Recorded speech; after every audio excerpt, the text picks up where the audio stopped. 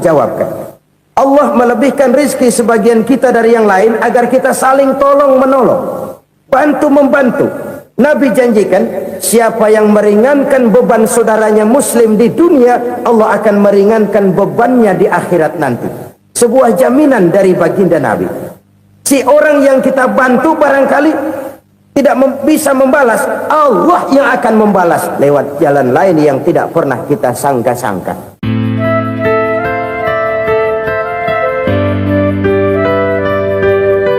Selalu berusaha menyimpan sesuatu yang bisa membawa manfaat, baik untuk dirinya, untuk anak cucunya, maupun untuk keluarganya, untuk masa kini dan masa depannya.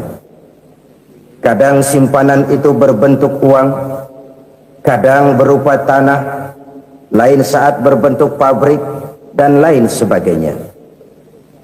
Sementara masa depan yang paling pasti adalah akhirat. Jika untuk masa depan dunia kita rela memeras keringat, membanting tulang, pergi pagi dan pulang petang, menyimpan uang, menyimpan tanah, menyimpan pabrik, pernahkah kita merenung jika satu saat kiamat datang, kita dibangkitkan dari kubur masing-masing, berdiri di padang mahsyar untuk mempertanggungjawabkan seluruh kegiatan hidup kita di dunia ini, lalu kita akan menuju ke alam akhirat. Sudahkah kita mempunyai simpanan untuk akhirat kita? Pada pertemuan kali ini saya ingin menyampaikan sebuah hadis di mana Rasulullah sallallahu alaihi wasallam bersabda, arba'un min kanzil jannah. Simpanan sorga ada 4 macam. Yang pertama, ikhfa'us sadaqah, menyembunyikan sedekah. Saudara-saudara kaum muslimin, sebagaimana yang kita maklum bahwa Allah subhanahu wa ta'ala melebihkan sebagian rezeki dari kita terhadap yang lain. Ada yang kaya, ada yang setengah kaya, ada yang miskin, ada yang setengah miskin, dan selanjutnya. Ada yang gajinya kecil tapi penghasilannya gede. Ada yang penghasilannya gede tapi nggak punya gaji. Ada juga yang memang gajinya gede dan penghasilannya gede.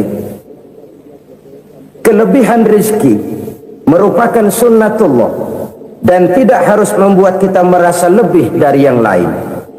Bahkan sebaliknya, kelebihan itu harus membuat kita ringan tangan untuk menolong mereka yang memang memerlukan pertolongan. Kalau saudara diberikan ilmu, maka pertanyaan akhirat cuma satu, ilmumu kau amalkan untuk apa?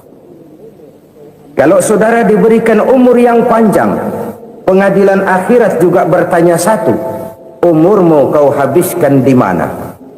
Tapi kalau saudara diberikan harta, pengadilan akhirat akan bertanya dua, hartamu kau dapat dari mana, kau belanjakan kemana? Dari mananya ditanya dan kemananya juga ditanya.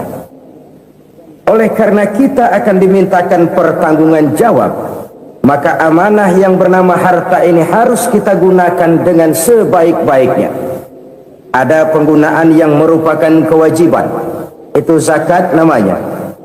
Ada penggunaan yang sewaktu-waktu, itu infak namanya. Ada yang lebih sewaktu-waktu lagi, dan itu sedekah namanya. Zakat dia terikat oleh haul dan nisab, oleh putaran batas waktu dan ukuran dari harta itu sendiri. Sedangkan infak terikat oleh situasi dan kondisi perekonomian seseorang. Sedangkan sedekah tidak terikat dengan apapun. Dalam kondisi seperti apapun kita bisa melakukan sedekah dengan yang terkecil sekalipun. Sampai-sampai Rasulullah sallallahu alaihi wasallam mengajarkan, la tahqiranna minal ma'rufi syai'an walau an talqa akhaka biwajhin talik. Atau ada hadis, tabassumuka fi wajhi akhika laka sadaqah. Senyumanmu kepada temanmu adalah sedekah. Jadi untuk melakukan sedekah tidak harus dalam berbentuk uang. Dengan ilmu kita bisa sedekah, Dengan tenaga kita bisa bersedekah, dengan pikiran kita bisa bersedekah, bahkan senyum kepada teman itu pun sedekah. Jadi kalau sedekah dengan uang memang belum punya uang, nyengir aja banyakin.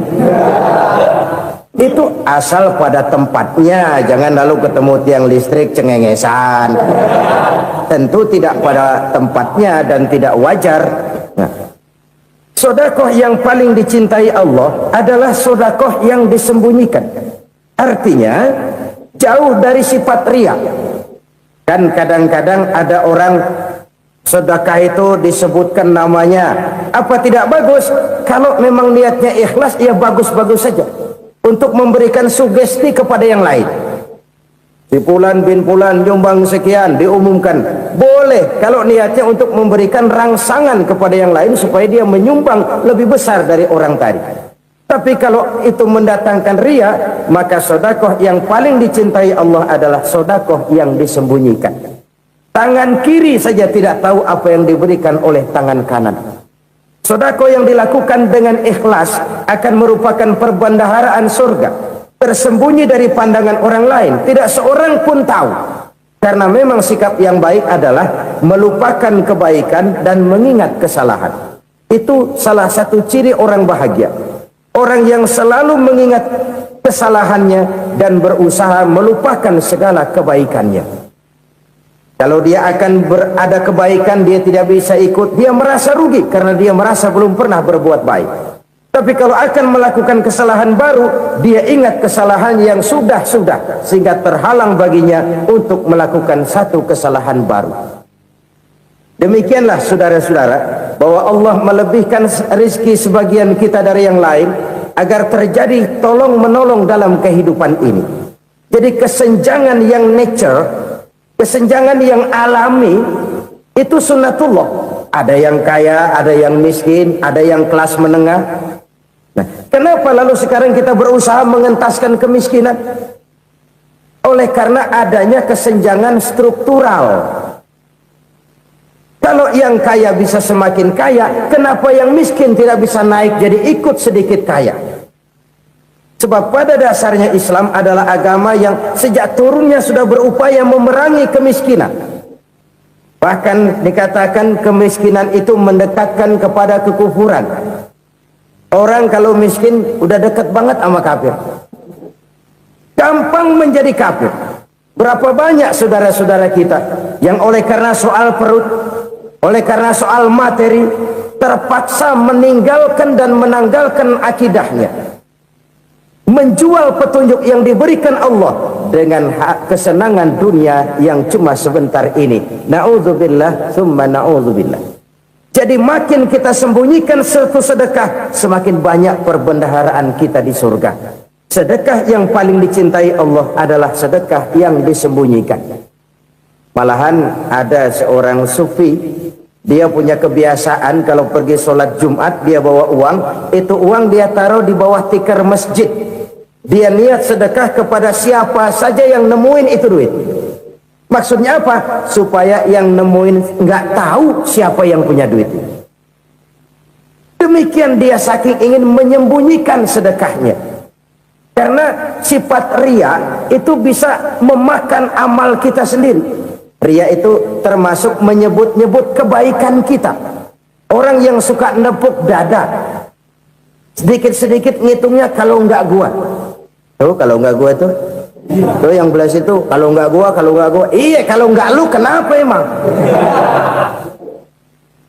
Orang yang suka menepuk jasad, tuh biasanya memang begitu saudara-saudara. Kalau perang lagi berkecamuk, orang nggak sempat ngaku jadi pahlawan. Tapi begitu perang selesai, yang kagak kenal bedil ngaku pahlawan, mas. Itu sesuatu yang biasa. Oleh karenanya orang-orang yang ikhlas dalam bersedekah, disembunyikannya sedekah itu Allah cinta betul. Malahan ada hadis memberikan jaminan, inna sadaqatal mar'il muslimi tazidu fil umri wa tadfa'u mitatas su'i. Sesungguhnya sedekahnya seorang mukmin tazidu fil umri, bisa menambah umur panjang, wa tadfa'u mitatas su'i, dan menyelamatkan manusia dari mati secara su'ul khatimah. Jadi siapa yang kepengen panjang umur, banyaklah sedekah. Yang bosan hidup, pelit terus. Sedekah menambah panjang umur dan menyelamatkan manusia dari mati secara su'ul khatimah. Pak, katanya umur itu nggak bisa ditambah, nggak bisa dikurangin. Kapan? Kalau ajal sudah datang. Wa idza jaa ajaluhum la yastakhiruna sa'atan wa la yastaqdimun. Kalau ajal datang tidak bisa dimajukan, tidak bisa dimundurkan. Itu kalau ajal sudah datang. Tidak bisa lagi umur ditambah dikurangi, sudah datang. Tapi kalau belum datang, itu kan haknya Allah. Mau ditambah, mau dikurangi, hak prerogatif Allah. Sebagai pencipta manusia, Allah maha kuasa dan maha mampu. Sedekah ini menambah panjang umur dan menyelamatkan manusia dari mati secara su'ul khatimah. Itu orang mati kan sama ya, kondisinya mati, nggak nafas. Tapi hakikat mati kan lain-lain. Ada yang mati itu husnul khatimah, baik akhirnya. Misalnya lagi ngaji mati, lagi sholat mati, lagi sedekah mati. Ini yang dinamakan dengan husnul khatimah, baik di akhirnya. Sebaliknya ada yang su'ul khatimah, jelek di akhirnya. Ini yang jadi catatan akhir. Lagi nyekek botol, mampus. Lagi banting kartu, modar.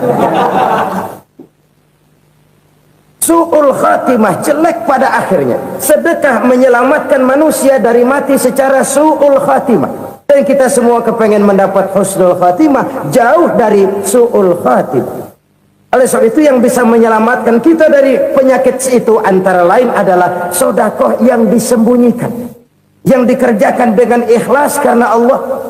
Tidak karena kepengen dipuji orang, tidak karena ingin dikatakan orang pemurah, sebab orang dermawan itu orang yang memberi tanpa harus diminta.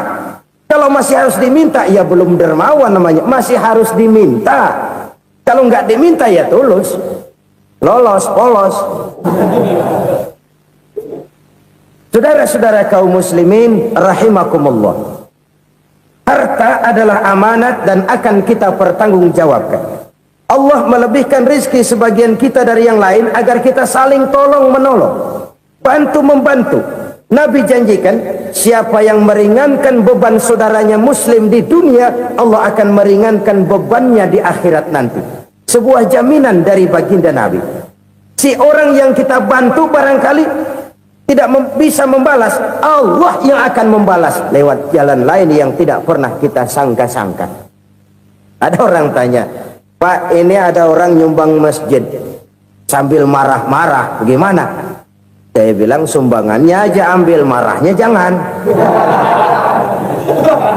Marahnya jangan diambil, itu urusan dia.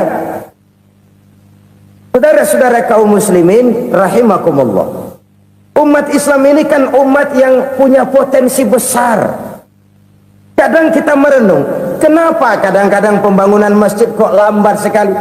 Kalau hotel hari ini peletakan pertama, bulan depan peresmian. Supermarket hari ini peletakan batu pertama, minggu depan peresmian. Tapi kalau sudah yang namanya masjid, kadang-kadang peletakan batu pertama sekaligus jadi batu terakhir. 3 tahun, 4 tahun, campur nebar jalak di jalanan, duit dijaring kayak ikan sepat. Apa tidak ada orang Islam yang kaya? Banyak. Apa tidak ada pengusaha muslim yang jadi konglomerat? Ada. Lalu yang belum banyak itu yang komit terhadap nilai-nilai agamanya. Akhirnya kita jatuh jadi umat yang lemah. Belum ada pengusaha konglomerat muslim buka pabrik super mie cap bedug misalnya umpamanya atau pabrik kecap cap sorban supaya identitas keislamannya sedikit kelihatan.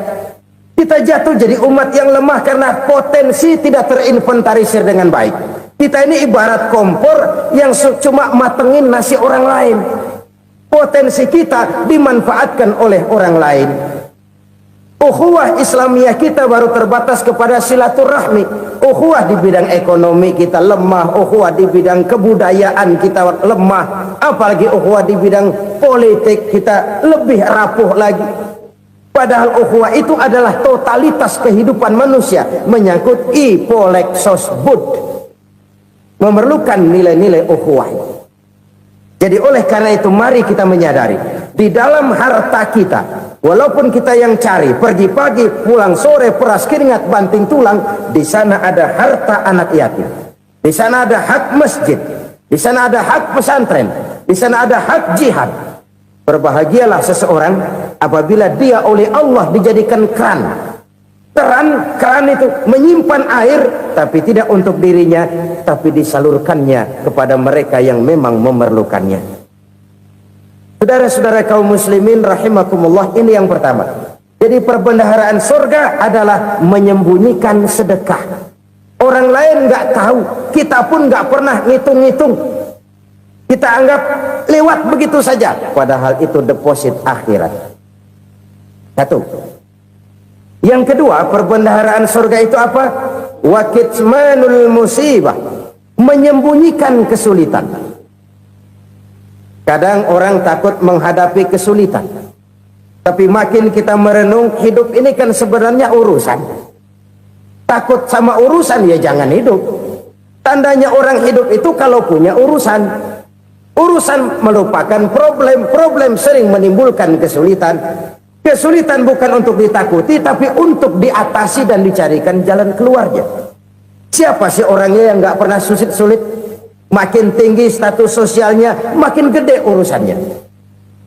Makin tinggi kualitas imannya, makin berat tingkat kesulitannya. Cuma memang yang namanya enak itu seperti pelangi. Biang lala itu nggak pernah di atas kepala kita, di atas kepala orang melulu. Lu sih enak lu, kata kita. Dia juga bilang yang enak kan lu. Pelangi itu nggak pernah di atas kepala kita. Kata tukang beca, aduh enak ya naik Mercy. Kata tukang beca, apa yang di dalam mobil Mercy? Aduh enak bener tukang beca, di jok ngeringkuk ngorok pules bener. Saya kamar pakai AC sejuk, tempat tidur sutra empuk, alga spring bed, gula kulik nggak bisa pules kalau belum minum Valium, belum tidur. Enak bener tukang beca, di jok ngorok nggak tahu wetan kulon. Si tukang beca bilang yang di Mercy enak, yang di Mercy bilang tukang beca enak. Inilah enak, nggak pernah di atas kepala kita, di atas kepala orang lain melulu enak itu. Nah saudara-saudara, yang merupakan perbendaharaan surga itu orang yang bisa menyembunyikan kesulitan, baik pribadi ataupun rumah tangga. Nih terutama rumah tangga yang jadi soalnya. Kadang-kadang kita ini kalau senang, sebaliknya kalau senang kita diam, kalem aja, cuek. Banyak banget duit kita bawaan, diam aja udah. Malah ketemu orang takut. Tapi begitu susah, sekampung tahu. Padahal Nabi mengajarkan perbendaharaan surga itu menyembunyikan musibah, menyembunyikan kesulitan. Kalau enak, cerita sama orang-orang. Kalau nggak enak, rasain sendiri, tekan sendiri, atasin sendiri. Kita kan sebaliknya, senang kita diam, asal lagi susah, paling tidak kita nyari teman buat cerita kesusahan. Siapa orangnya yang nggak pernah susah? Cuma soalnya bagaimana kita mengatasi kesusahan itu sendiri. Begitu juga misalnya kalau orang sudah berumah tangga, itu orang tuanya harus menjadi tempat dia cerita yang enak-enak saja. Yang nggak enak rasain berdua, selesaikan berdua, atasin berdua. Jangan dibalik. Asal senang diam, giliran susah saja. Maknya laporan. Terbalik. Bisa menjaga security informasi.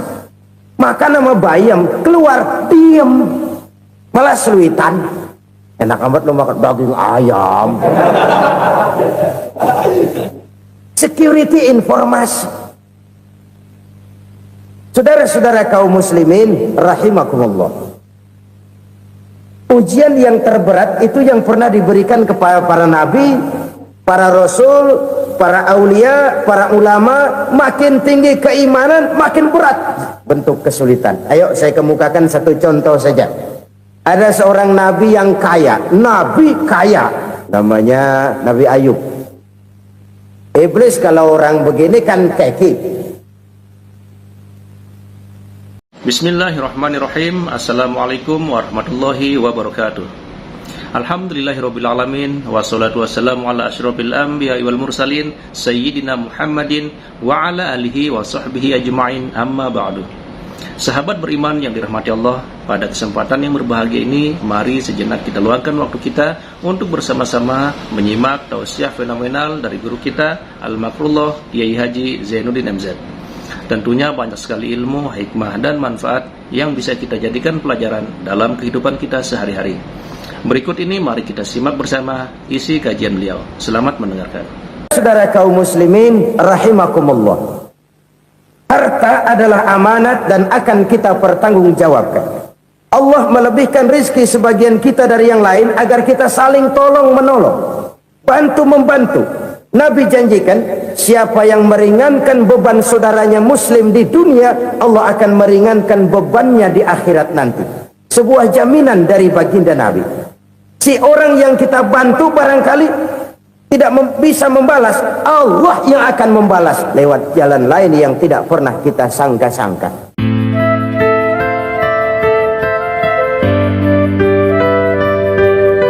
Selalu berusaha menyimpan sesuatu yang bisa membawa manfaat, baik untuk dirinya, untuk anak cucunya, maupun untuk keluarganya, untuk masa kini dan masa depannya.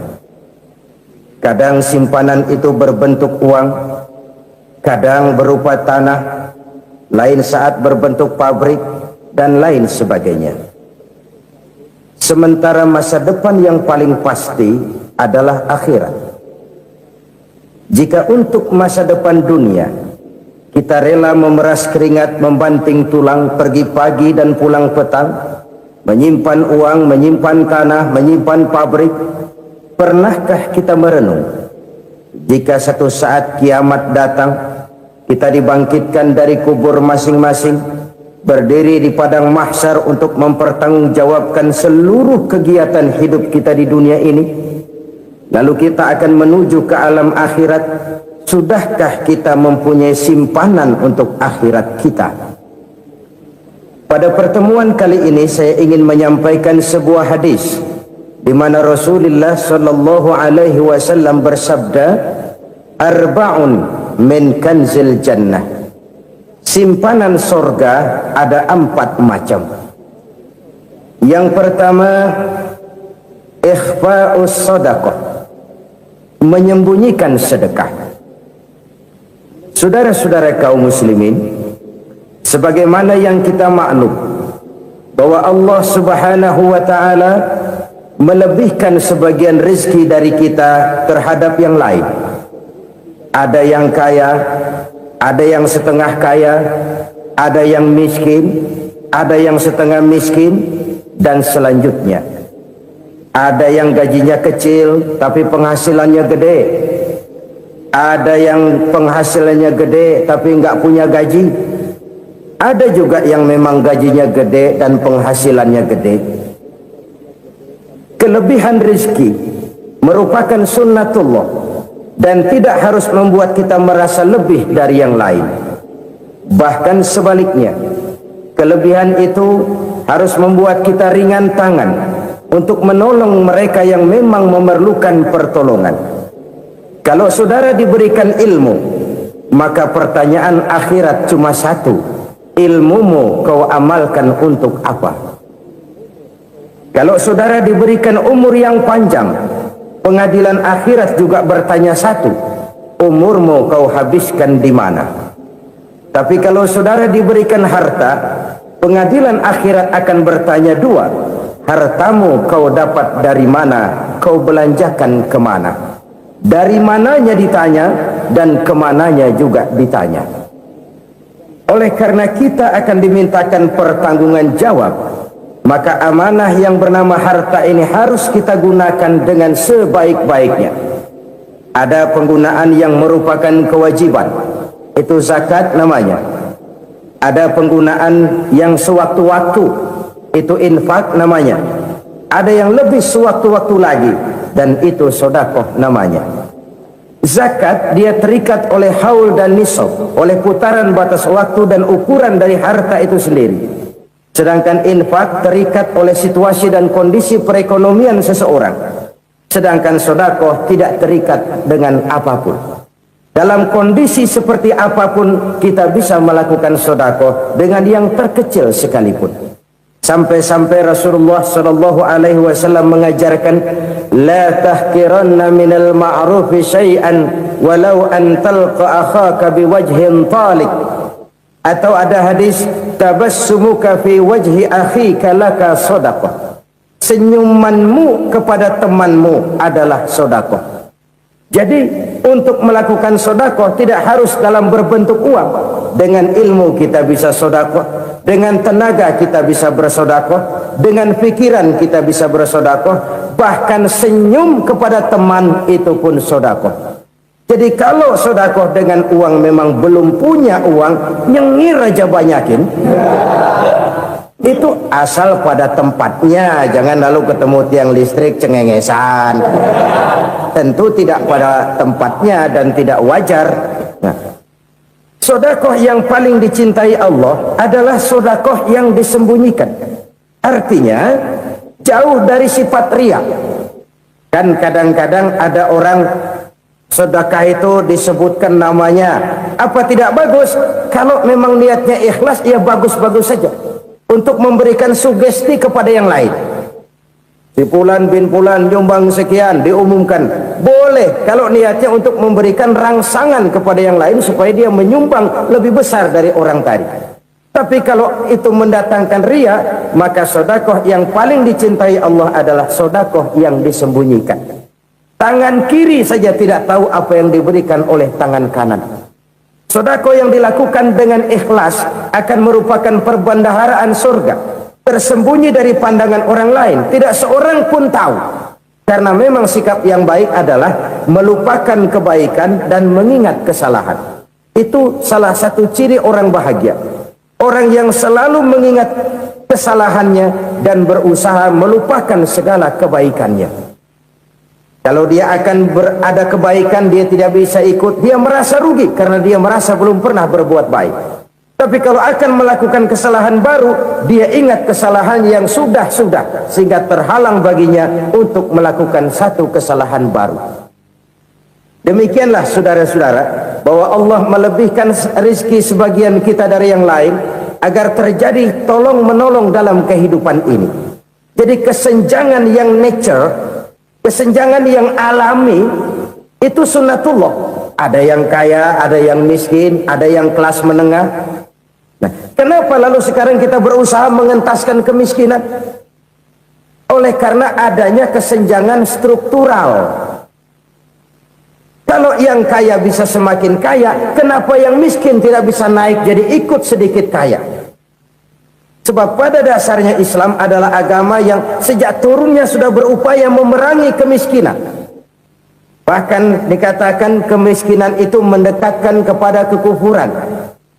Orang kalau miskin udah dekat banget sama kafir. Gampang menjadi kafir. Berapa banyak saudara-saudara kita yang oleh karena soal perut, oleh karena soal materi, terpaksa meninggalkan dan menanggalkan akidahnya. Menjual petunjuk yang diberikan Allah dengan kesenangan dunia yang cuma sebentar ini. Na'udzubillah, thumma na'udzubillah. Jadi makin kita sembunyikan satu sedekah, semakin banyak perbendaharaan kita di surga. Sedekah yang paling dicintai Allah adalah sedekah yang disembunyikan. Malahan ada seorang sufi, dia punya kebiasaan kalau pergi sholat Jumat dia bawa uang, itu uang dia taruh di bawah tikar masjid. Dia niat sedekah kepada siapa saja yang nemuin itu duit. Maksudnya apa? Supaya yang nemuin nggak tahu siapa yang punya duit. Demikian dia saking ingin menyembunyikan sedekahnya. Karena sifat ria itu bisa memakan amal kita sendiri. Ria itu termasuk menyebut-nyebut kebaikan kita. Orang yang suka nepuk dada, sedikit-sedikit ngitungnya kalau enggak gua. Tuh kalau enggak gua tuh. Tuh yang belas itu kalau enggak gua, kalau enggak gua. Iya, kalau enggak lu kenapa emang? Orang yang suka menepuk jasad. Tuh, biasanya memang begitu, saudara-saudara. Kalau perang lagi berkecamuk, orang nggak sempat ngaku jadi pahlawan. Tapi begitu perang selesai, yang kagak kenal bedil ngaku pahlawan, mas. Itu sesuatu yang biasa. Oleh karenanya, orang-orang yang ikhlas dalam bersedekah, disembunyikannya sedekah itu Allah cinta betul. Malahan ada hadis memberikan jaminan, inna shadaqatal mar'il muslimi tazidu fil umri wa tadfa'u mitatas su'i. Sesungguhnya sedekahnya seorang mukmin tazidu fil umri, bisa menambah umur panjang, wa tadfa'u mitatas su'i, dan menyelamatkan manusia dari mati secara su'ul khatimah. Jadi siapa yang kepengen panjang umur, banyaklah sedekah. Yang bosan hidup, pelit terus. Sedekah menambah panjang umur dan menyelamatkan manusia dari mati secara su'ul khatimah. Pak, katanya umur itu nggak bisa ditambah, nggak bisa dikurangin. Kapan? Kalau ajal sudah datang. Fa idza jaa ajaluhum la yastakhiruna sa'atan wa la yastaqdimun. Kalau ajal datang tidak bisa dimajukan, tidak bisa dimundurkan. Itu kalau ajal sudah datang. Tidak bisa lagi umur ditambah dikurangi, sudah datang. Tapi kalau belum datang, itu kan haknya Allah. Mau ditambah, mau dikurangi, hak prerogatif Allah. Sebagai pencipta manusia, Allah maha kuasa dan maha mampu. Sedekah ini menambah panjang umur dan menyelamatkan manusia dari mati secara su'ul khatimah. Itu orang mati kan sama ya, kondisinya mati, nggak nafas. Tapi hakikat mati kan lain-lain. Ada yang mati itu husnul khatimah, baik akhirnya. Misalnya lagi ngaji mati, lagi sholat mati, lagi sedekah mati. Ini yang dinamakan dengan husnul khatimah, baik di akhirnya. Sebaliknya ada yang su'ul khatimah, jelek di akhirnya. Ini yang jadi catatan akhir. Lagi nyekek botol, mampus. Lagi banting kartu, modar. Su'ul khatimah, jelek pada akhirnya. Sedekah menyelamatkan manusia dari mati secara su'ul khatimah. Dan kita semua kepengen mendapat husnul khatimah, jauh dari su'ul khatimah. Oleh sebab itu yang bisa menyelamatkan kita dari penyakit itu antara lain adalah sedekah yang disembunyikan, yang dikerjakan dengan ikhlas karena Allah, tidak karena kepengen dipuji orang, tidak karena ingin dikatakan orang pemurah. Sebab orang dermawan itu orang yang memberi tanpa harus diminta. Kalau masih harus diminta, ya belum dermawan namanya, masih harus diminta. Kalau nggak diminta ya tulus, lolos, polos. Saudara-saudara kaum muslimin rahimakumullah, harta adalah amanat dan akan kita pertanggungjawabkan. Allah melebihkan rizki sebagian kita dari yang lain agar kita saling tolong menolong, bantu membantu. Nabi janjikan, siapa yang meringankan beban saudaranya muslim di dunia, Allah akan meringankan bebannya di akhirat nanti. Sebuah jaminan dari baginda Nabi. Si orang yang kita bantu barangkali tidak bisa membalas, Allah yang akan membalas lewat jalan lain yang tidak pernah kita sangka-sangka. Ada orang tanya, Pak, ini ada orang nyumbang masjid sambil marah-marah, bagaimana? Saya bilang sumbangannya aja ambil, marahnya jangan. Marahnya jangan diambil, itu urusan dia. Saudara-saudara kaum muslimin rahimakumullah, umat Islam ini kan umat yang punya potensi besar. Kadang kita merenung, kenapa kadang-kadang pembangunan masjid kok lambat sekali? Kalau hotel hari ini peletakan pertama, bulan depan peresmian. Supermarket hari ini peletakan batu pertama, minggu depan peresmian. Tapi kalau sudah yang namanya masjid, kadang-kadang peletakan batu pertama sekaligus jadi batu terakhir. 3 tahun, 4 tahun, campur nebar jalak di jalanan, duit dijaring kayak ikan sepat. Apa tidak ada orang Islam yang kaya? Banyak.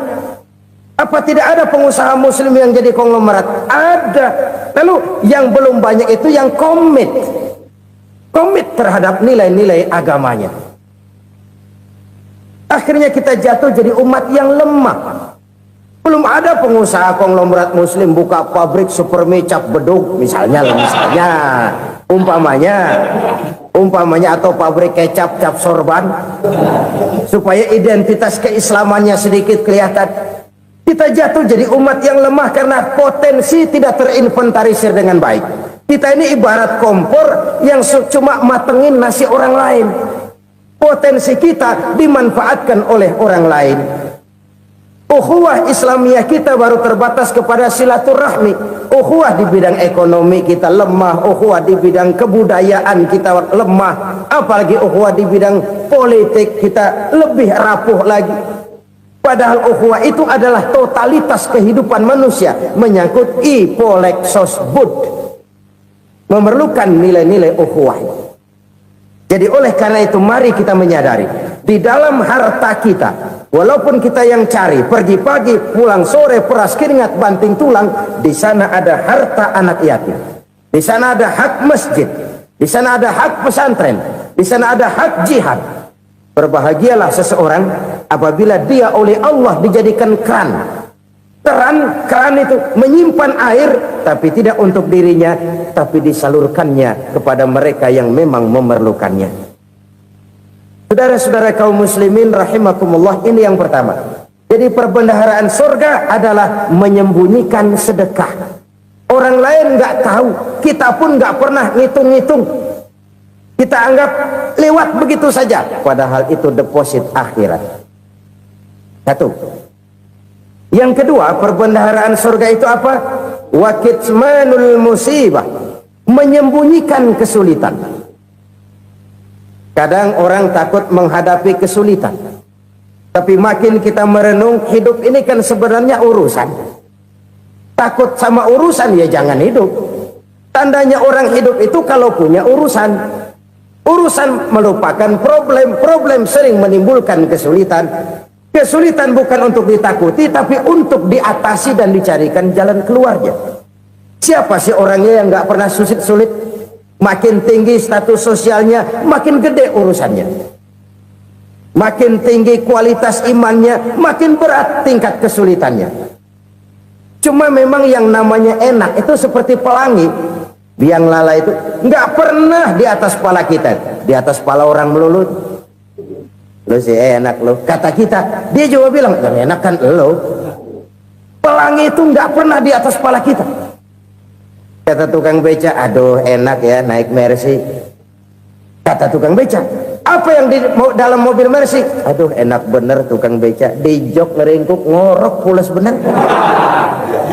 Saya kamar pakai AC sejuk, tempat tidur sutra empuk, alga spring bed, gula kulik nggak bisa pules kalau belum minum Valium, belum tidur. Enak bener tukang beca, di jok ngorok nggak tahu wetan kulon. Si tukang beca bilang yang di Mercy enak, yang di Mercy bilang tukang beca enak. Inilah enak, nggak pernah di atas kepala kita, di atas kepala orang lain melulu enak itu. Nah saudara-saudara, yang merupakan perbendaharaan surga itu orang yang bisa menyembunyikan kesulitan, baik pribadi ataupun rumah tangga. Nih terutama rumah tangga yang jadi soalnya. Kadang-kadang kita ini kalau senang, sebaliknya kalau senang kita diam, kalem aja, cuek. Banyak banget duit kita bawaan, diam aja udah. Malah ketemu orang takut. Tapi begitu susah, sekampung tahu.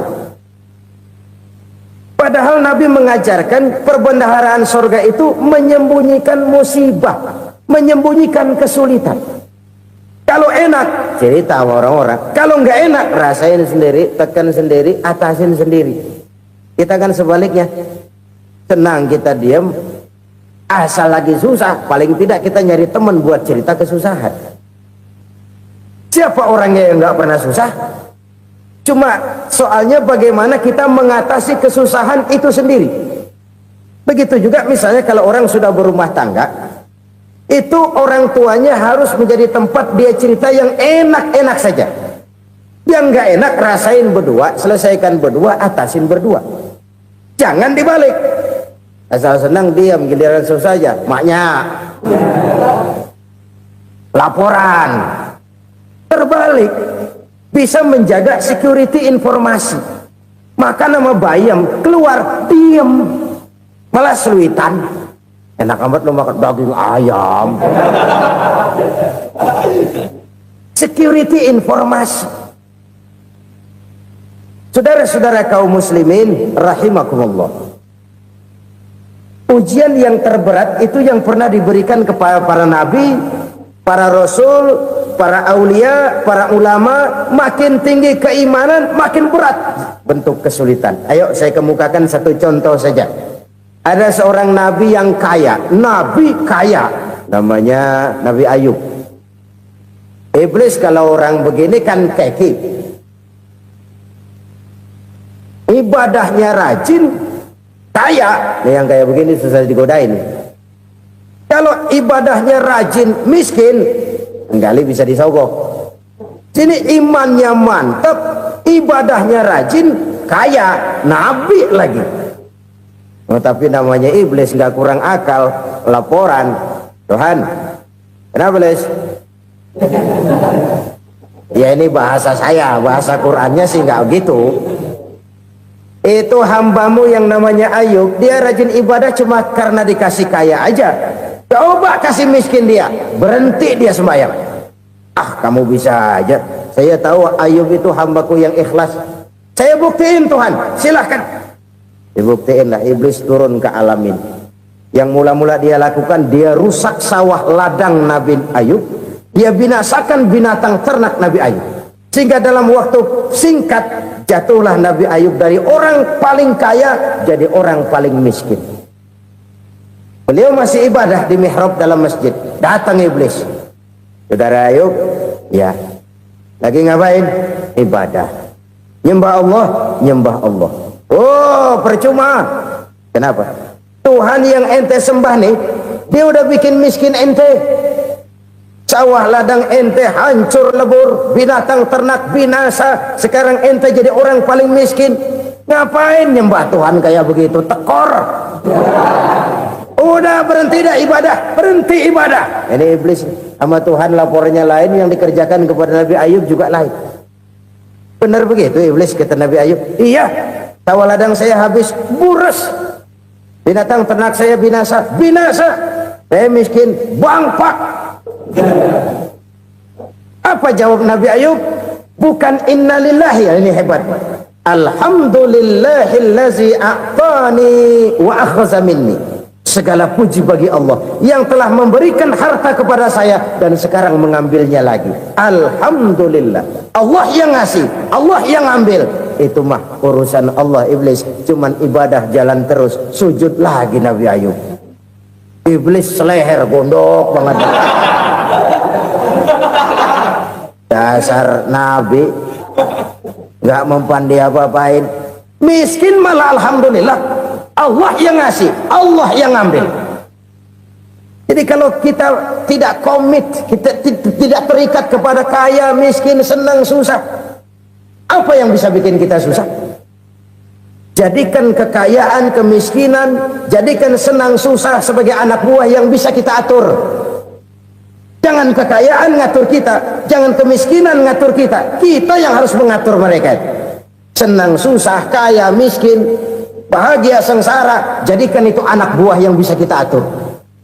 Kalau sekarang kita kaya, lain saat boleh jadi kita miskin, semiskin-miskinnya. Allah yang ngasih, Allah yang ambil. Tenaga mana yang bisa menghalangi?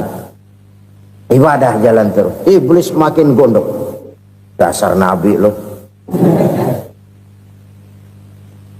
Akhirnya apa? Nabi Ayub dikerjain, diberikan penyakit. Demikian Demikian fatal penyakitnya. Bayangin, udah miskin sakit. Masya Allah. Miskin sakit. Sakitnya nggak lama, kira-kira 16 tahun. Istrinya 3, 2 mental minta ceraiin.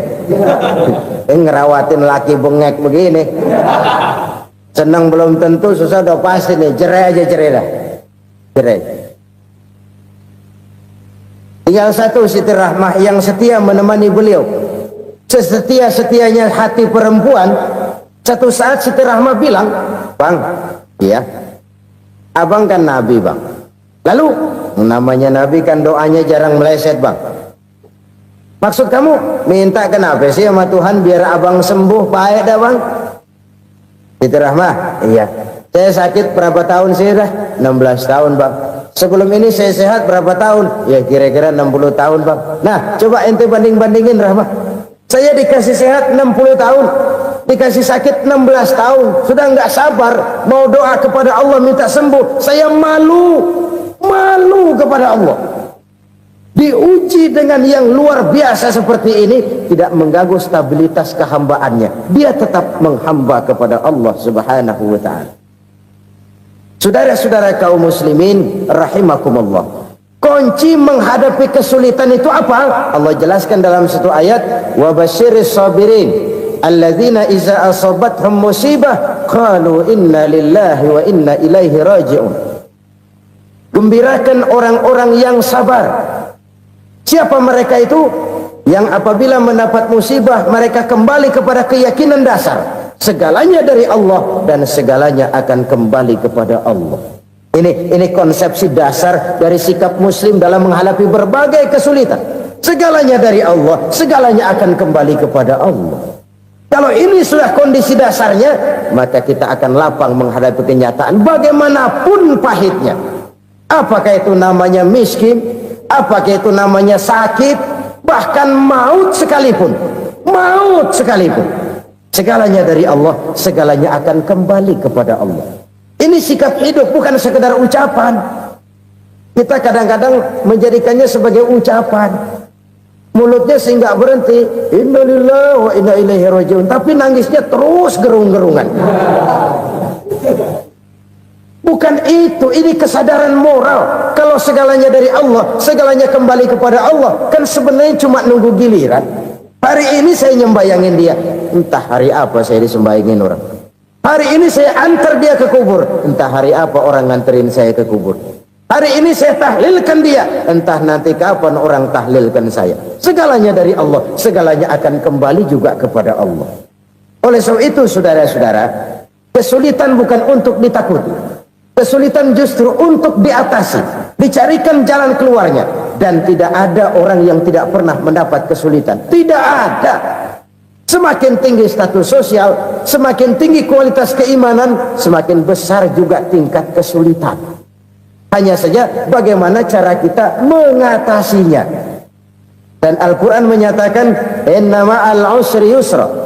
Di balik kesulitan itu pasti ada kemudahan. Roda itu berputar. Karena itu Rasulullah sallallahu alaihi wasallam mengingatkan kepada kita, ta'arraf ila Allah fir raha ya'rifka fis syiddah. Ingatlah kepada Allah di waktu kamu senang, supaya Allah ingat kepada kamu di waktu kamu susah. Kalau waktu senang kita ingat kepada Allah, kita susah, Allah tidak akan meninggalkan kita. Tapi kalau waktu senang kita jauh dari Allah, sujud tidak sempat, dengan masjid jauh, ketika senang kita lupakan Allah. Nanti begitu kita susah, Allah lupakan kita. Dan itu menyakitkan. Oleh karena itu orang-orang tua kita dulu bilang, kalau lagi sehat ingat-ingat lu bakal sakit nanti. Kalau lagi kaya ingat-ingat satu saat kita bakal jatuh miskin. Bahkan kalau lagi muda ingat-ingat kita bakal tua. Dan yang terpenting, kalau lagi hidup ingat-ingat kita bakal mati. Saudara-saudara kaum muslimin rahimakumullah. Jadi yang kedua yang merupakan perbendaharaan surga, menyembunyikan musibah. Saudara-saudara kaum muslimin rahimakumullah. Hal ketiga yang merupakan perbendaharaan surga adalah wasilatur rahmi. orang yang suka bersilaturahmi. Sebagaimana yang kita maklum bahwa manusia adalah makhluk yang disebut zon politika, makhluk sosial yang tidak mungkin hidup sendiri-sendiri. Betapa dan siapapun kita memerlukan orang lain. Bodoh betul manusia kalau tinggal di tengah masyarakat tapi tidak mau bermasyarakat, merasa hebat sendiri, pinter sendiri, gagah sendiri, kaya sendiri, mungkin kalau mati juga ngubur sendiri. Jangankan kita di sini, di sorga saja Nabi Adam waktu sendirian bengong melulu, mondar mandir. Allah tegur dam sepi dam. Ya ini kalau bahasa saya. Iya Tuhan, sepi ini nggak ada coret-corekan pisan ini. Diciptakan Siti Hawa baru anteng Nabi Adam. Itu di surga. Cobalah. Umpamanya saudara tinggal di Jakarta nih. Kayak bener. Apaan aja di Jakarta punya saudara dah. Jembatan Semanggi ambil. Monas buntel bawa pulang. Hotel-hotel ambil semua. Cuman tinggal di Jakarta sendirian, apa enaknya? Betapa dan siapapun kita perlu orang lain. Tidak ada seorang pun yang bisa memenuhi kebutuhan hidupnya secara sendiri-sendiri. Nah, Islam telah menyelamatkan manusia dari ras diskriminasi, mengikat manusia dengan persaudaraan yang berlandaskan kepada akidah. Karena itu dianjurkan bersilaturahmi. Bahkan Nabi menyatakan, man arada ayyubsata lahu fi rizqihi wa yunsa'a fi atharihi falyasil rahimah. Siapa yang kepengen diluaskan rezekinya dan dipanjangkan usianya, banyaklah ia bersilaturahmi. Siapa yang kepengen dimudahkan rezekinya, hendaknya ia banyak bersilaturahmi. Kalau banyak teman, kesulitan kan paling tidak ada tempat cerita. Udah susah sendirian, kita pikirin diri, nggak ada tempat tukar pikiran. Cepet banget sama bengek. Dilawan sendiri. Nah, secara makro kita bisa berkata, tidak mungkin ada kemenangan kalau tidak ada kekuatan. Tidak ada kekuatan kalau tidak ada kesatuan dan persatuan. Tidak mungkin ada kesatuan dan persatuan tanpa semangat silaturahmi. Kalau umat Islam mau menang, dia harus kuat. Kalau umat Islam mau kuat, dia harus bersatu. Kalau umat Islam mau bersatu, dia harus membudayakan silaturahmi ini. Bahkan sampai kata Nabi, kalau bisa cari nilai tambah. Apa? Silman qata'ak. Bersilaturahmilah kau kepada orang yang marah denganmu. Masya Allah, indahnya ajaran agama kita. Orang yang marah pun kepada kita, kata Nabi, kalau bisa bersilaturahmilah kepadanya, kepada orang yang marah itu. Di situ nilai tambah. Cuman jujur nih hadis, ngucapinnya gampang, ngamalinnya yang berat banget. Orang marah sama kita disuruh silaturahmi, ada apa malu? Lu marah, ada gua marahan lagi. Tunggu pikirin. Saudara-saudara kaum muslimin rahimakumullah. Tapi ini yang diajarkan, bahkan ini yang dicontohkan oleh baginda Rasul. Bagaimana begitu mudah, misalnya satu saat Abu Jahal ini ngatur strategi bagaimana bikin Muhammad celaka. Dia gali lubang di depan tempat tidurnya. Dia tutupin daun korma. Terus dia panggil seseorang, ke sini. Kasih tahu Muhammad, pamannya sakit keras, minta ditengokin. Berangkat orang ini ke sana. Muhammad, labbaik. Pamanmu sakit keras, dia minta ditengokin. Baik, saya akan datang menjenguk beliau. Berangkatlah Nabi ke rumah Abu Jahal tanpa prasangka apapun. Abu Jahal udah pasang setil, selimut 3 rangkap setengah dipakai, persis kayak orang meriang. Tapi sembari ngintip dari balik selimut, begitu Muhammad buka pintu, nah masuk perangkap nih. Muhammad jalan menuju tempat pembaringan. Makin lama makin dekat, makin lama makin dekat, makin dekat ke lubang yang dipasang oleh Abu Jahal itu. Dalam hati Abu Jahal, terus dah jatuh, mampus dah lo ini. Mampus lo hari ini nih. Apa yang terjadi? Malaikat Jibril datang, Muhammad, pamanmu cuma pura-pura sakit. Di depan tempat tidurnya ada lubang perangkap supaya kamu jatuh ke situ. Sudah, kamu pulang. Balik kanan Nabi. Sudah hampir jatuh ke lubang, balik kanan, pulang. Bayangin kecewanya Abu Jahal. Muhammad dikit lagi, Muhammad dikit lagi. Enggak paman, saya pulang aja. Emosi bangun dari tempat tidur, enggak sadar kalau lagi pura-pura sakit. Lompat ngejar Nabi, dia lupa dengan lubang yang dia gali. Pusrak, nyemplung sendiri ke dalam lubang.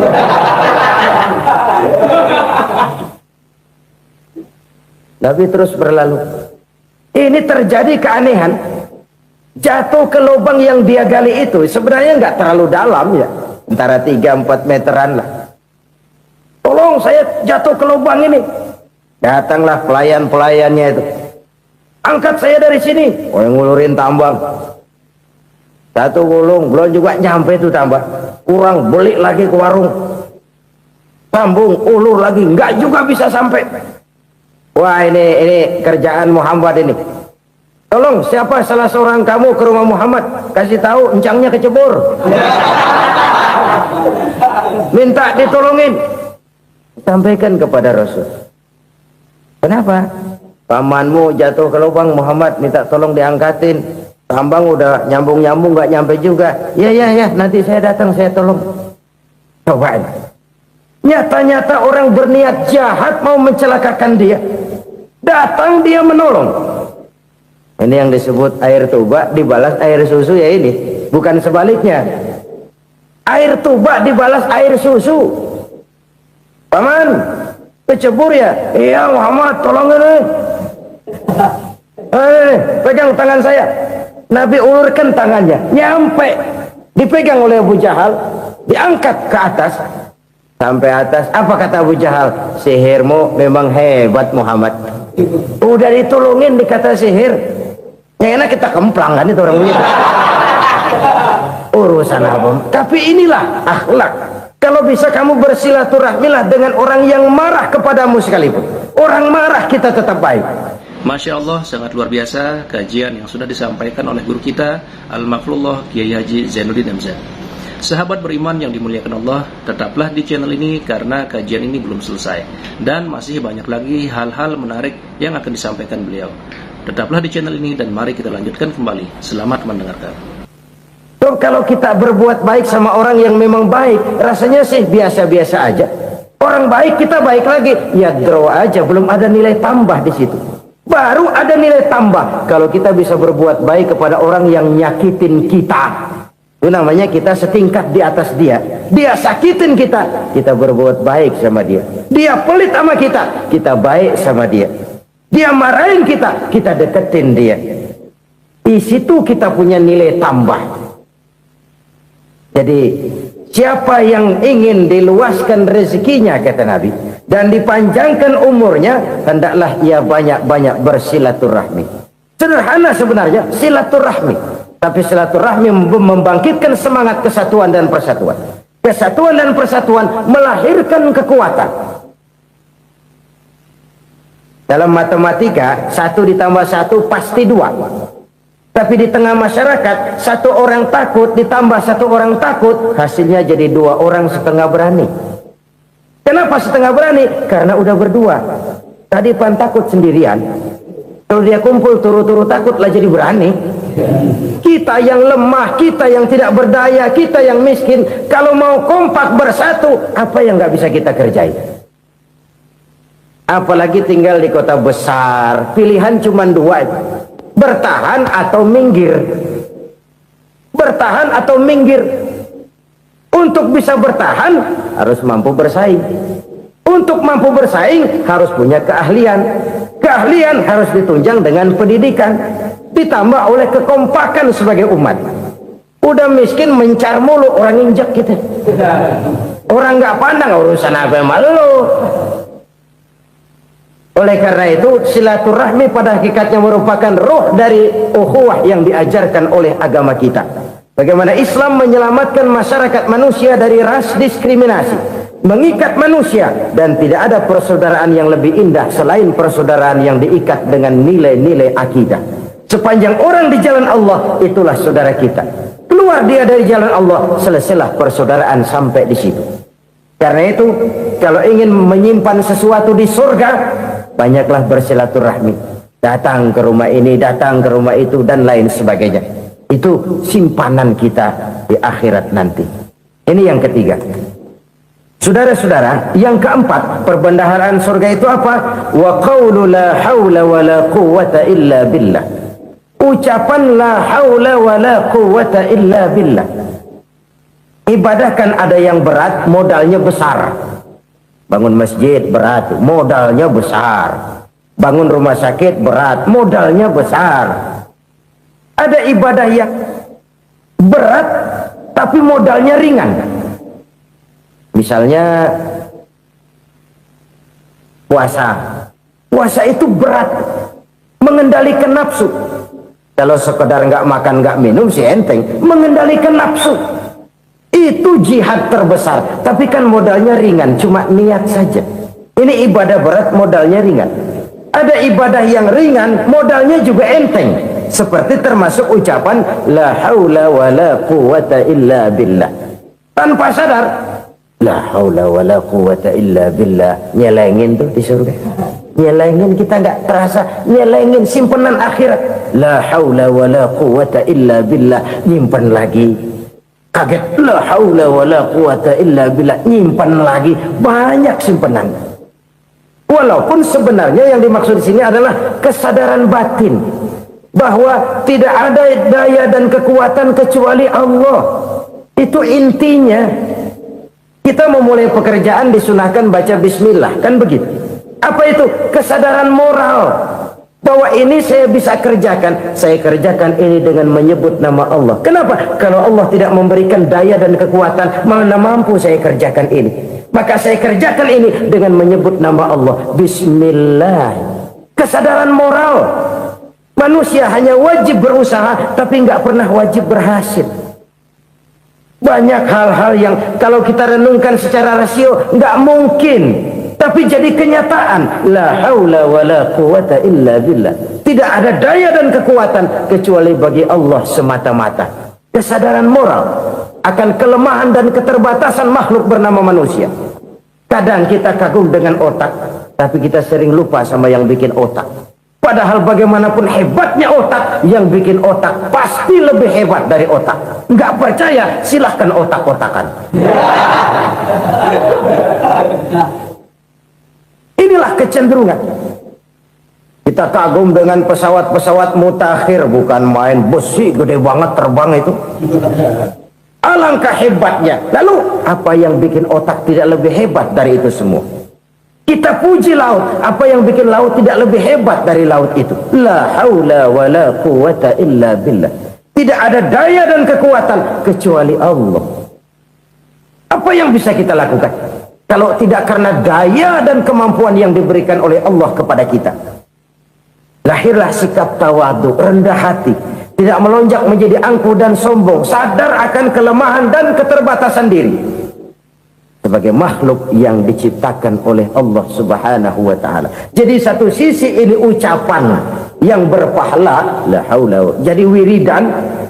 Pada sisi lain ini kesadaran moral, sikap mental, kesadaran batin bahwa yang punya daya dan kekuatan itu cuma Allah. Kita nggak pantas untuk sombong, sebab sombong itu pakaiannya Allah.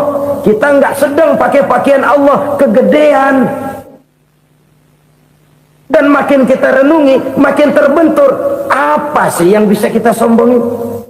Kita mau sombong apa? Kaya? Pintar? Itu kan semua relatif. Di atas langit masih ada langit lagi. Jadi oleh karenanya, marilah kita menyadari. Manusia hanya wajib berusaha, tapi tidak pernah wajib berhasil. Yang berusaha saja tidak wajib berhasil, apalagi yang tidak berusaha. Islam bukan agama orang pemalas yang selesai sholat lalu endelohom, nggelenggem ayem-ayem. Tapi Islam bukan agama orang sombong yang setelah berusaha lalu tidak memerlukan Allah. Kita bisa saja bikin proyeksi, tahun sekian kita bakal panen besar menurut perhitungan otak. Tapi ada kejadian lain. Apa? Tikus ngambek. Habis itu dimakanin tikus, panen gagal. Proyeksi rasional gagal oleh tikus-tikus yang ngambek itu. Bisa saja terjadi. Tahun depan kita panen besar, urung. Kenapa? Musim panas panjang. Dan sekarang ini koran-koran bikin berita musim mengalami penyelewengan. Bukan cuma manusia yang nyeleweng sekarang. Musim pakai nyeleweng. Mestinya kan musim hujan udah selesai, masih hujan-hujan juga. Musim. Nah sekarang kita boleh bikin proyeksi, kita bakal panen besar. Tahu-tahu musim panas panjang, sawah retak, air kering. Cari teknokrat yang paling botak, suruh pendekin tuh musim panas. La haula wa la quwata illa billah. Inilah kesadaran moral. Saudara, saya teringat satu saat ada seorang konglomerat. Umurnya ya kira-kira 70-an. Satu saat dia ditanya oleh wartawan, "Pak, umur Bapak berapa sih?" "Ya paling 10 tahun." 10 tahun? 10 tahun? Anak Bapak berapa orang? Satu saja? Satu. Harta Bapak berapa? Ya paling-paling bangsa 7 juta kali. 7 juta? Iya. Pak, kenapa Bapak bohongi saya?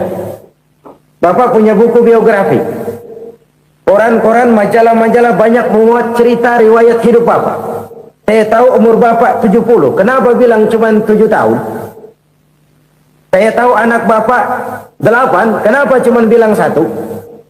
Saya tahu harta Bapak miliaran, mungkin triliunan. Pabrik di mana-mana, bank di mana-mana. Kenapa bilang uang Bapak cuma 7 juta? Nah, kata si konglomerat tadi, "Kamu benar, Nak, kamu benar. Umur saya kalau jumlahnya memang 70, Nak. Cuman ingat-ingat saya, baru 7 tahun terakhir ini saya sujud. Baru 7 tahun terakhir ini saya berusaha dekat dengan Allah. Saya laksanakan perintahnya, saya jauhi larangannya. 7 tahun inilah rasanya yang ada nilainya di hadapan Allah. Yang 63 tahun matong, kelabu, kelem umur gue. Habis untuk maksiat, untuk munkarat. Maka ketika ditanya tadi, umur saya 7 tahun itu. Oh begitu Pak. Oh iya. Lalu anak Pak, anak Bapak kan 8. Kenapa bilang cuma 1? Nah, kalau jumlah hitungannya memang anak saya 8. Tapi dari 8 orang ini rasanya cuma 1 nih yang bakal jadi buah hati, belahan jantung, pelanjut cerita, penerus sejarah, bakal jadi anak soleh yang akan mendoakan saya. Cuman 1 rasanya anak saya ini yang bakal jadi buah hati saya, besar-besaran saya, yang akan mendoakan di kubur saya, yang akan mendoakan di akhirat saya. Yang 7 orang mana? Masya Allah, yang 1 tenggeng, yang 1 nyekek botol mulu, yang 1 nggak karu-karuan. Makanya saya bilang 1 anak saya yang akan bisa mendoakan saya. Oh begitu Pak. Iya. Nah harta Pak, harta Bapak kan triliunan. Pabrik Bapak di mana-mana. Uang Bapak hampir di tiap bank-bank besar. Kenapa bilang cuma 7 juta? Betul kau Nak. Harta saya kalau jumlahnya memang miliaran, triliunan mungkin. Tapi yang saya ingat baru 7 juta tuh yang saya belanjakan di jalan Allah. Saya nyumbang masjid, saya santuni yatim piatu, saya bantu pembangunan pesantren, saya bantu pembangunan rumah sakit Islam. Itu yang akan saya bawa pulang ke akhirat, yang 7 juta itu. Yang triliunan itu nanti akan diperebutkan oleh anak-anak saya sebagai waris saya. Jadi harta saya 7 juta itu yang bakal nemenin saya di akhirat, yang akan saya bawa pulang jadi teman saya. Saudara-saudara kaum muslimin, jangan-jangan orang tua itu adalah kita-kita ini. Jangan-jangan kita-kita ini adalah orang tua itu. Jangan-jangan itu potret dari diri kita masing-masing. Dari sekian umur yang diberikan Allah, berapa tahun yang ada nilainya di hadapan Allah. Dari sekian anak-anak yang merupakan amanah, berapa yang akan mendoakan kita sebagai orang tuanya menjadi anak soleh? Dari sekian banyak harta yang diberikan Allah, berapa yang akan kita bawa pulang menghadapnya nanti, yang kita belanjakan di jalan Allah? Ini sebuah potret kehidupan. Karena itu kita kembali kepada la haula wa la quwwata illa billah. Kita wajib berusaha, kita wajib berikhtiar. Selebihnya, segala daya dan kekuatan hanya milik Allah saja semata-mata. Satu kesadaran batin dari setiap pribadi muslim. Setelah ia berusaha dan berikhtiar, ia menyerahkannya kepada Allah Subhanahu wa ta'ala. Jadi satu sisi ini merupakan wiridan ucapan yang mengandung pahala, pada sisi lain ini merupakan sikap batin dari seorang muslim di dalam ia menghadapi realitas kehidupan ini. Saudara-saudara kaum muslimin rahimakumullah, kalau ini kita jadikan satu basis kehidupan, maka ini akan menyelamatkan manusia dari kemungkinan tergelincir menjadi orang yang lupa diri dan lupa darat. Sebab itu Imamul Ghazali berpesan, jadidis safinah fa innal bahra amiq wa khuziz zad fa inna safara ba'id wa khaffifil hamla fa innal hamla sadid. Perbarui selalu kapalmu karena lautan sangat dalam. Bawa bekal yang banyak karena perjalanan ini sangat jauh. Ringankan beban karena kebanyakan beban akan menyakitkan. Alangkah indah kalimat ini, alangkah dalam makna yang terkandung di sana. Perbarui selalu kapalmu karena lautan sangat dalam. Apa artinya ini? Jaga mentalmu baik-baik. Pelihara imanmu baik-baik, karena hidup penuh cobaan seperti lautan. Kita kalau berlayar di lautan kan kadang-kadang tenang, angin bertiup sepoi-sepoi basah. Jika malam datang, bintang gemintang bertabur menghias cakrawala, rembulan memantulkan sinarnya dengan indah. Dalam keadaan begitu berlayar enak, tapi lain saat ombak menggunung, halilintar menyambar, angin topan bertiup.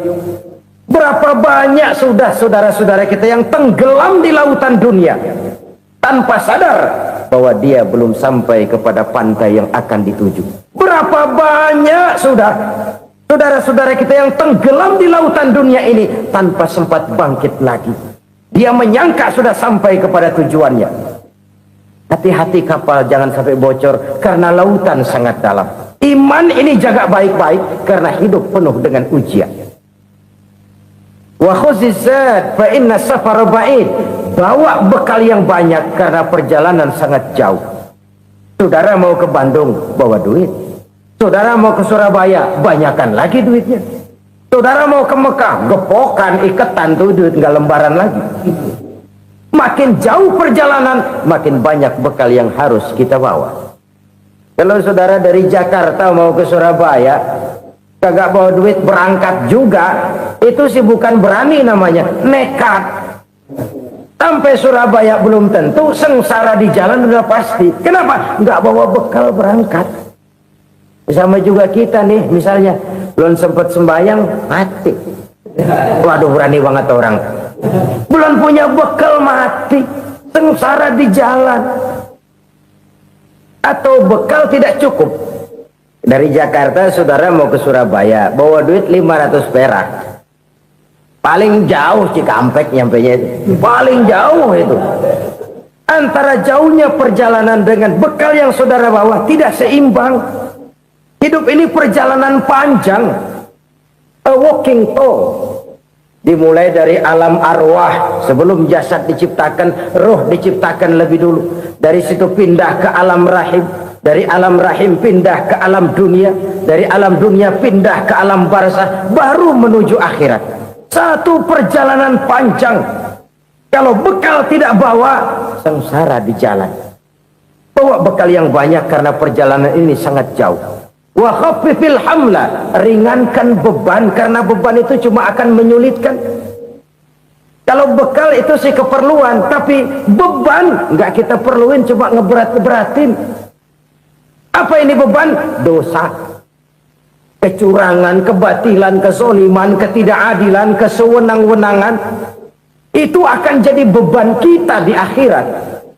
Alangkah celakanya, perjalanan panjang, bekal tidak bawa, beban kelewat banyak, alamat sengsara di jalan. Pahala tidak ada, dosa berlipat ganda. Na'udzubillah, summa na'udzubillah. Kalau kita rangkum nasihat Al-Ghazali dengan kisah si konglomerat tadi, kita akan mengambil kesimpulan. Pertama, bekal terbaik dalam menghadapi gejolak kehidupan ini tidak lain adalah iman.